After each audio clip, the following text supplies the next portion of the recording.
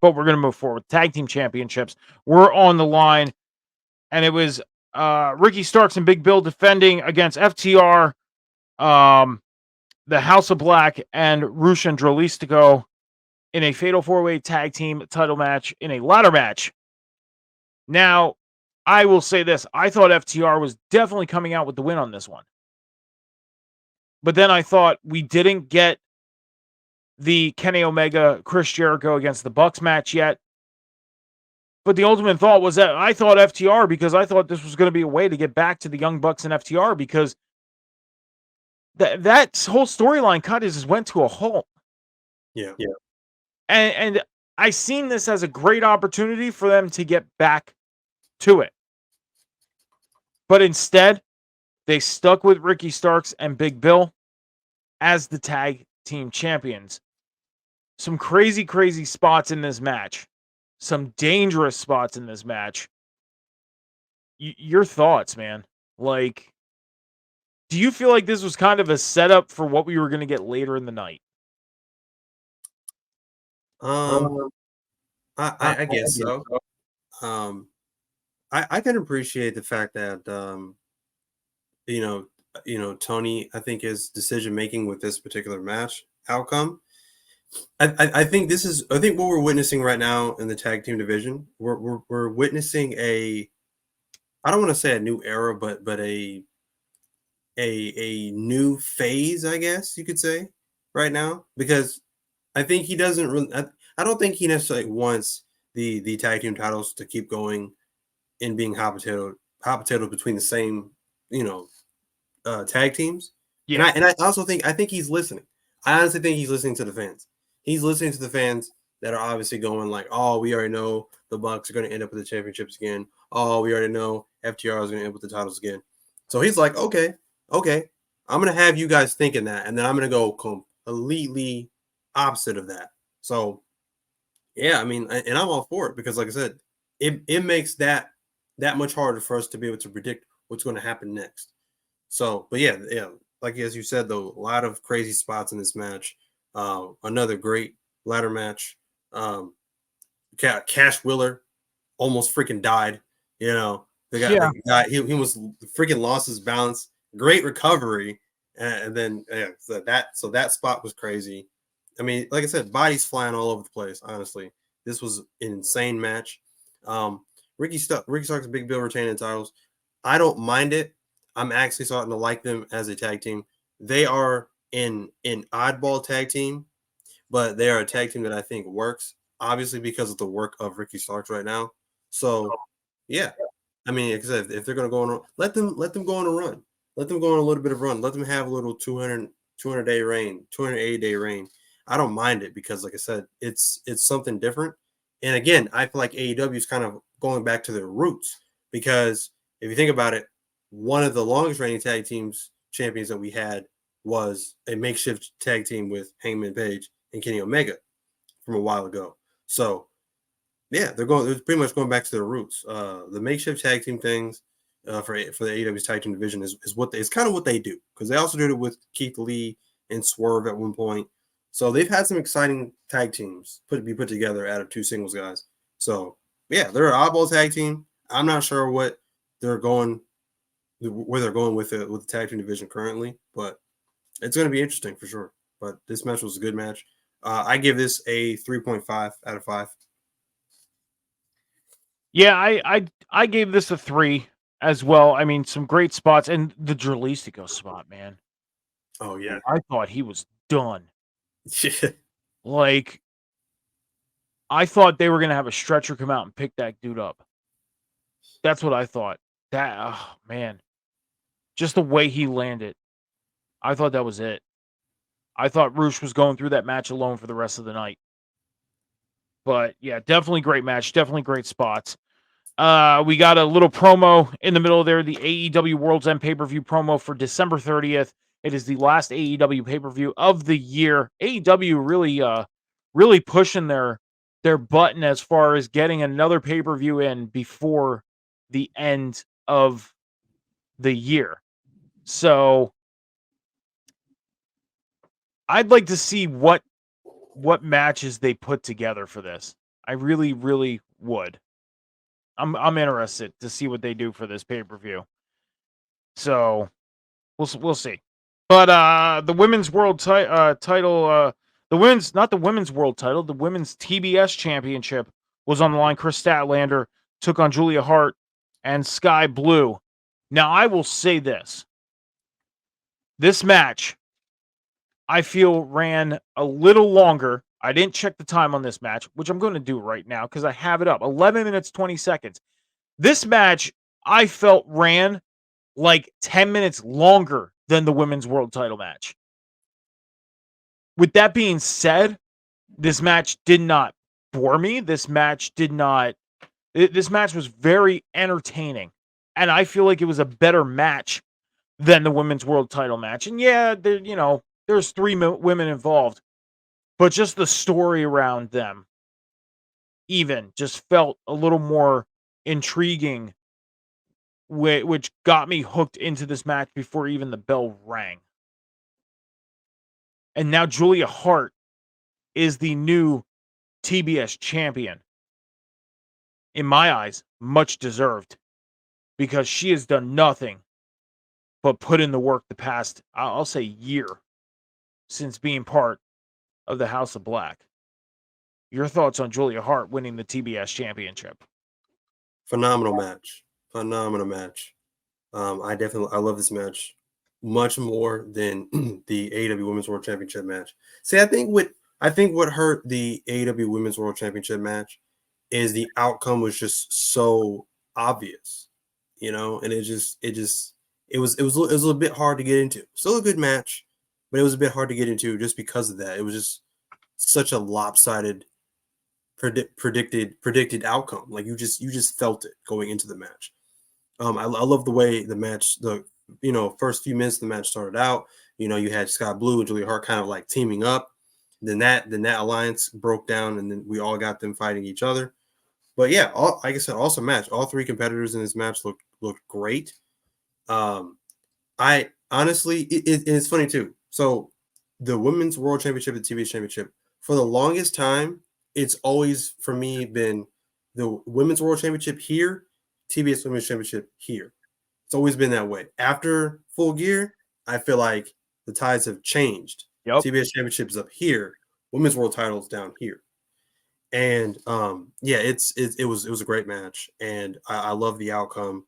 I was not convinced of Julia Hart originally, and then All Out, her last pay per view championship match, I was like, okay, she's shown a lot of stride, because, like I said, I miss other shows like Rampage and most of the times Collision, so I wasn't aware of the traction that she was gaining with all these wins she was ranking up. So I was fairly impressed. So seeing what she's done with her character work and seeing what she's done in ring has definitely made me a huge fan of Julia Hart.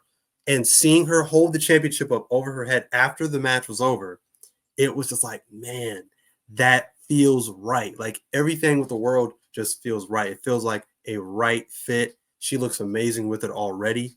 And I'm genuinely excited to see where they go from here. So great match. I give this a 3.8 out of 5. I really hope this is not a short reign. I really hope they do something with this reign. I definitely give it a same 3.8 out of 5 on this match. Super happy.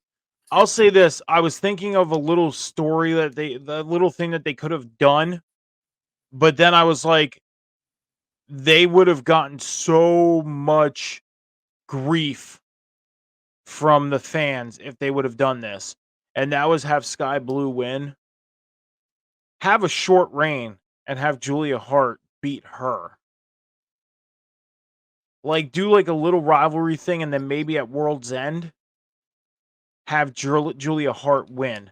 Like, they could have played off the whole World's End with the House of Black and Julia Hart. Like, they could have played off that a little bit.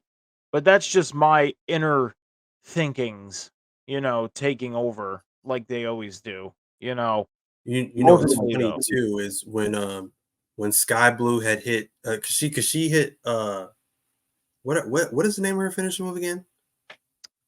Oh, man. I honestly forget. I forget the name of Code Blue or something like that. yeah, Something something like that. like that. So when she okay, so initially when she hit, Yeah, she sorry, code blue because she does the code red, but she calls it the code blue. I'm sorry. right. So when she initially hit it, because she kind of the setup was a little different when she first hit it on Statlander, and she came off the ropes and she hit it with force this time. So when Yeah. she hit that and got a near fall, my heart dropped because like I was like, oh my god, Sky Blue's going to win this. Then she hit Cold Blue again on I think Julia Hart this time, got another near fall. So those two near falls, I was like, oh my god, Sky Blue's going to win this and shock everyone. So Yep. yeah, that was crazy. It was almost like the first time she hit it, she put some torque into it, but then she built the momentum for that torque. Yeah, It's almost like she hit the nitrous on the yeah, second one yeah. and just boom. Like it was awesome. We got our big announcement last night. Will Ospreay is the huge signing for AEW. Now, I will say this. I want to say this is last week me and you talked about this like on the boom. We talked about this and we were kind of trying to make some guesses on who it would be. Ronda Rousey, was it going to be who like there was a couple people that names that got thrown out there. And it just so happened it was Will Ospreay. I will say this, it was underwhelming but exciting at the same time because yes, we've seen Will Ospreay in AEW. We've also seen Will Ospreay in Impact. Recently had a match against Mike Bailey. Recently had a match against Josh Alexander on Impact. He's also been other places. Now, the rumors were that he was possibly going to be going to WWE after his Impact appearance. But now, what I feel is different to this, and here's the thing yes, not a big deal. In a small sense, it is because it's now pen to paper. He's exclusively to AEW. That's my opinion. As me being a fan, that's my opinion. I'm not trying to say that it's an overall, like, yeah, it's a big deal. In my opinion, the small big deal is the fact that now it's pen to paper and he's exclusive to AEW. Now, I know he goes out and had all these great matches against, again, a Josh Alexander, a Mike Bailey, and stuff like that. Can he still do that? Yeah, he could still do it. But now he's exclusive to AEW. Now we are going to get that guaranteed finish to him and Kenny Omega, hopefully somewhere down the line. And yeah, we could have probably gotten it, but just now him being exclusive to AEW was the exciting part. Like, I didn't lose my mind when they announced Will, but I was like, this is pretty awesome. Cam, I have a feeling you have a lot to say about this. The floor is yours, my friend. So I'm completely opposite. I think this is a huge deal. I think this is a huge steal for AEW. Um, I had tweeted it out before. I think last week I said if this big signing is not Will Ospreay, I'm not really going to care. I'm really not. Obviously, there was the rumors about Will Ospreay possibly going to WWE, and like I said, for them to be able to sign him instead of WWE, I think it just makes sense. You got to think if he had a signed with WWE, he's not going to be able to be the Will Ospreay that we know him to be. Obviously, he's going to have to tone it way down for WWE, in ring standards, Yeah. and not only that, but you sign with them, and you're not. I don't think they're. I don't even with Triple H, in their new regime or whatever. I don't think they're still allowing their wrestlers to necessarily do all these independent promotion shows and things like that. With AEW, you can do that because Yeah. you can be in AEW, you can be in New Japan, you can be in AAA or whatever you want, wherever you want to go, you can be able to do that with AEW. So AEW still allows him to be Will Ospreay. So honestly, when I heard his theme music play, first of all, one of my favorite theme songs in all of professional wrestling right now. But when I heard his theme music play, I'm freaking out. I was freaking out because that this is a huge deal. This is a almost like a turning point for AEW. This is a big signing for them.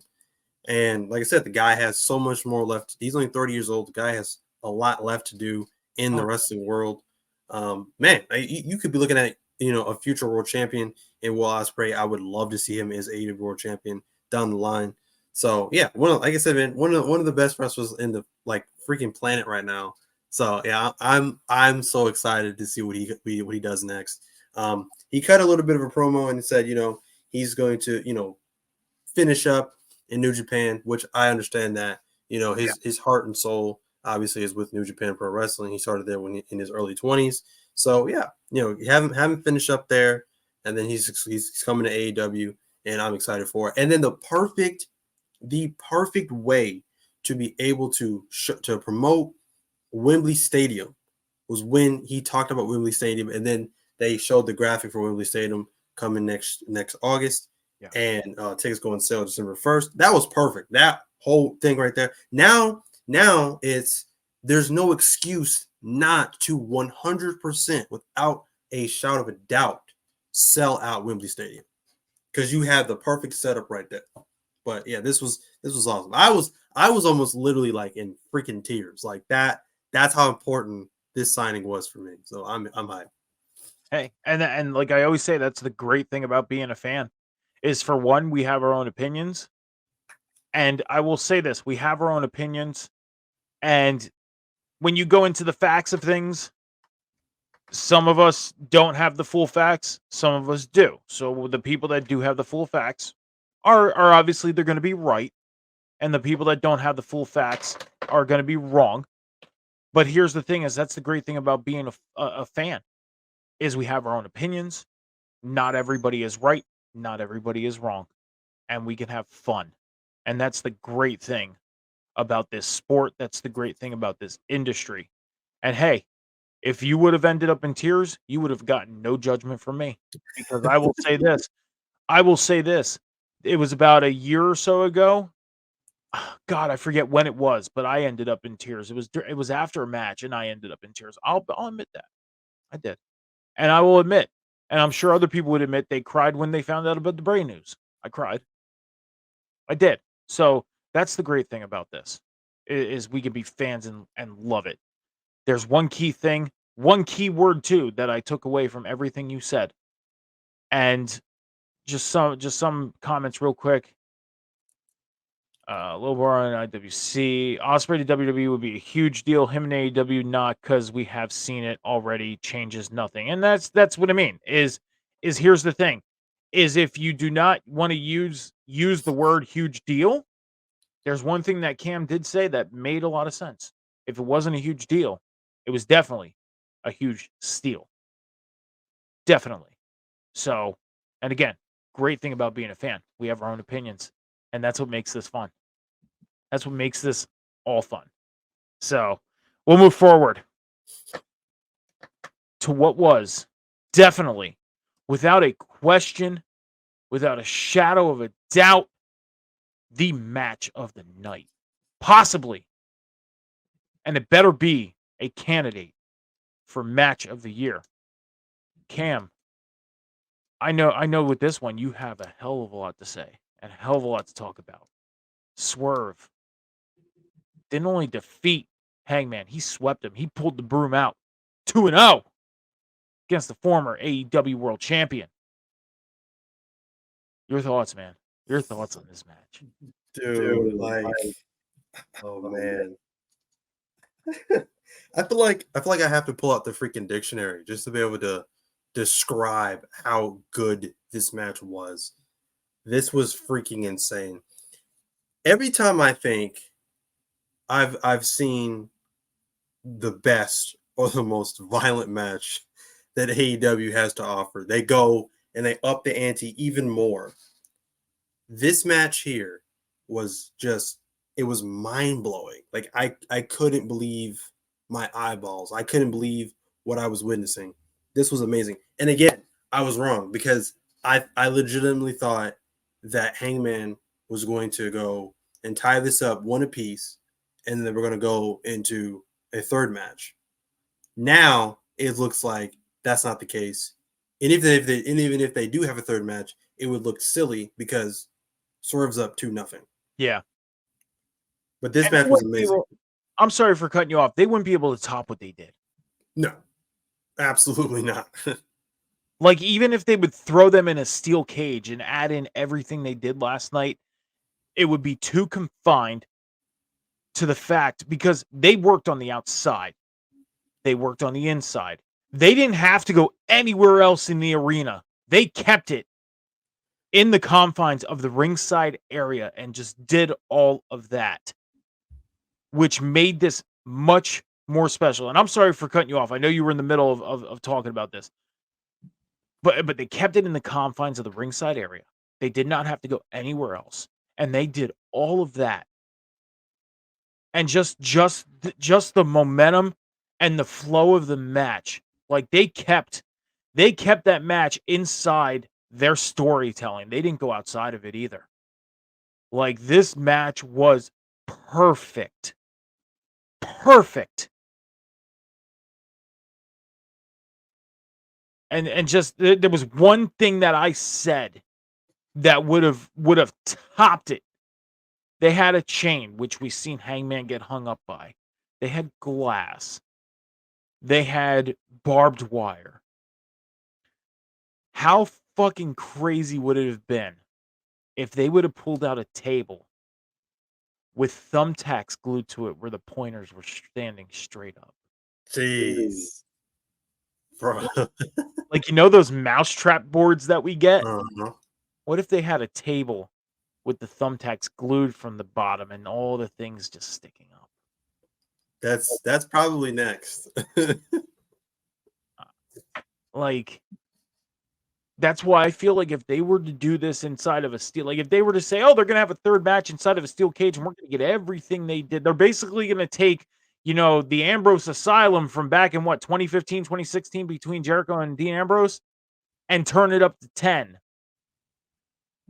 And it's still just or what was the TNA Lethal Lockdown match and turn that up to 10. Still would not top what they did last night. Would not at all. I think if they're going to try and top, and this is freaking nuts of me to even say and think of, but if they were going to top what they did last night and they were to try and top what they did last night and turn it into a steel cage like, there would be one thing they would need to do. Exploding barbed wire steel cage match. I like that. I like that idea. And I like that idea. The ropes have to be wrapped in barbed wire as well, all four sides. I like that. I like that idea. But And the way for the guys to get in the ring is they have to climb over a ladder to get there. wow. That means those two are stuck in a ring. Surrounded by barbed wire. Surrounded completely by barbed wire. I'm talking the steel cage made of barbed wire, the ropes made of barbed wire, the turnbuckles made of barbed wire. Not only would it force these guys to have a wrestling match, which I have no doubt they wouldn't be able to do. Like, they'd be able to do it. But it would just make it 10 times more brutal than what we've seen last night. Absolutely. Now that my sick mind has just showed up and, throwing out some stupid ideas, And I swear, if AEW decides to do that, you're welcome, Tony Khan. Just saying. Just saying. You don't have to give me credit or anything. Just throwing out your ideas. But no, this match was freaking amazing. I couldn't believe what I was witnessing. Early on in the match, when Swerve's hands got taped and Hangman was getting in a lot of the offense early on, that it worried me because I was like, oh man, this is just going to be a Hangman slaughter essentially on Swerve. So at first I was just like, okay, this is not looking good at all. He's getting the staple gun to the chest and to the shoulder and to the head. It was looking absolutely awful for Swerve early on, and then he got cut open at one point in the match. On what, I'm not even sure. Probably the staple gun to probably the head, I think, is what did it. But yeah, he started just leaking like a faucet, and I was like, oh my gosh. First of all, That's the first time I've seen him bleed in AEW. Secondly, that was a lot of blood. That was like scary amount of blood loss. So I was like, this is wild. And then, And like I said, then Swerve eventually gets out of the tape and he starts getting into offense. Go ahead, Mike. What you gonna say? Hangman pulled a Tommy Dreamer and started drinking his blood. Yes, Oh, I was like, you ugh. are a sick fuck. Like that was insane. Just the thought, that iron taste. Like, oh man. And then he spits it in the air like freaking Triple H. I'm like, you're disgusting, dude. Yeah. Like that's wild. That is insane. The insane spot too was when Swerve power drove Hangman Page onto the freaking guardrail. They had a balance on the guardrail. He power drove him onto the guardrail. The back of his head hit the metal rung of the guardrail, and again, he is just a faucet from the back of his head. So they are literally bleeding like buckets upon buckets of blood. So this was really graphic, really gory, really quick, and it was freaking amazing. I don't know if you saw the Swerve Strickland promo after on AEW's Instagram, I did but he not. was like, "This is Swerve's house." No, better yet, this is Swerve's dungeon, and I'm hanging up everybody like the executioner Like that I am. I I like was like, "Bravo, I like bravo, that. bravo!" Just think This who match, just think who he can hang up so far. Hangman Adam Page, Brian Daniels. Like he can, oh man. yes, I love absolutely, it. I love it. absolutely. So the promo after was just chef's kiss. And this is the highest rated match I'm giving probably of the program. Giving this a perfect 5 out of 5. This was just fantastic. We do have some other things we got to get into here tonight on this special episode of the Booming Table Spot. So we're going to move forward the tag team match between Kenny Omega and Chris Jericho against the Young Bucks. I will say this, I don't have much to say about this match. I was expecting the Young Bucks to win only if FTR would have won the tag belts for one. But number two, I thought Kenny Omega was going to turn on Jericho during this match, helping the Young Bucks win, and we didn't have to see Kenny Omega and Jericho anymore. The storyline with the Don Callis family has kind of come to a halt. And the one thing that threw it off was the whole Young Bucks getting involved. I think that's what really threw me off with this storyline. Therefore, I would not like to see this storyline anymore. I know we're going to get more of it, but it's something that is kind of like a dead in the water. Like it's keeping its face above water to keep air coming in, but it's just doing absolutely nothing. I think they would have been better off splitting Kenny Omega and Jericho up, have Jericho facing the Don Callis family on his own, battle it out, and then the final match can be between Chris Jericho and you know, I don't know, I don't know. I don't know who could be a final match against, but it's still the fact that this is dead storyline. I have nothing much to say about this match, but Jericho and Omega win. Yeah, I don't have much to say about it either. Again, like I said, they're going obviously they're going for something new right now, and I feel like the only reason why they had them win was because now if you think now the Golden Jets are the number one contenders for the AEW World Tag Team Championships, which is still Ricky Starks and Big Bill. So I think they're going to give Ricky Starks and Big Bill the win in that match whenever that happens. So it's obvious to me that they're going to stick with Ricky Starks and Big Bill for a little while longer. But before the end of the year is over, I do believe the Young Bucks will end up with the AEW World Tag Team titles again at some point, somehow, some way, whether it's against FTR or whoever it is. But right now, I think they're kind of trying to like distract us from the obvious and Yeah, just go with something else for right now. But I don't have anything to really say about this match. Obviously, this was probably like a 2 out of 5 match for me. same. We got into the AEW World Title match. Now we had Jay White come out first, and then Adam Cole's music hit. Adam Cole came out, and then we get the ambulance, the sirens, and we all knew what was happening there. MJF coming back into the arena after wondering for 3.5 hours whether MJF was going to actually wrestle or not, or if we were going to get Adam Cole. And it ended up MJF came back, definitely selling the injury throughout the whole match. But at the end of the day, MJF ends up getting the win, retaining the AEW World title.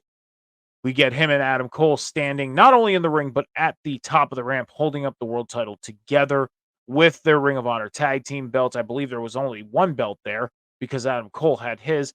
And that was it. The screen went black. We got the credits, and that was the end of the show. We didn't get a reveal of the devil. We got really no signs of the devil. I think we got like one glimpse before the show started, and that was it. So I'm going to say this before you take over and give your thoughts on this match and the end of the show. I'm going to say this: AEW really, really did it with Full Gear. Full Gear was a hell of a lot more entertaining than honestly I thought it was going to be. If I had to give this a ranking from 0 to 10, I'm definitely giving it a 7.5 as a show. The Will Ospreay signing was awesome. I like it. Not upset about it. Like you said, it was a steal. If it wasn't made a big deal for a lot of people, then that big steal is definitely. And match of the night was definitely Hangman and Swerve, without a doubt. 5 out of 5. But great show by AEW. 7.5 out of 5, or 7.5 out of 10 for me on Full Gear. Your thoughts, Cam, on the end of Full Gear?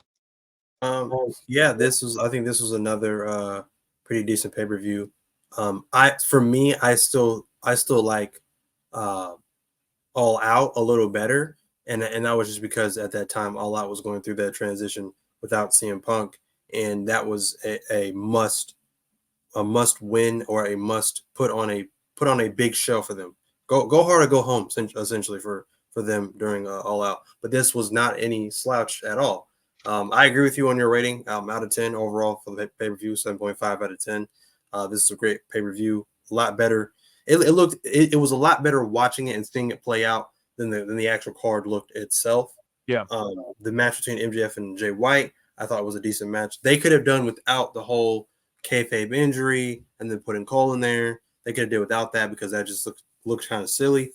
But luckily, it did not hurt the integrity or hurt the quality of this match between MJF and Jay White. This was by far Jay White's best match in AEW he's had thus far. He looked like $1 million. MJF went out and did his thing.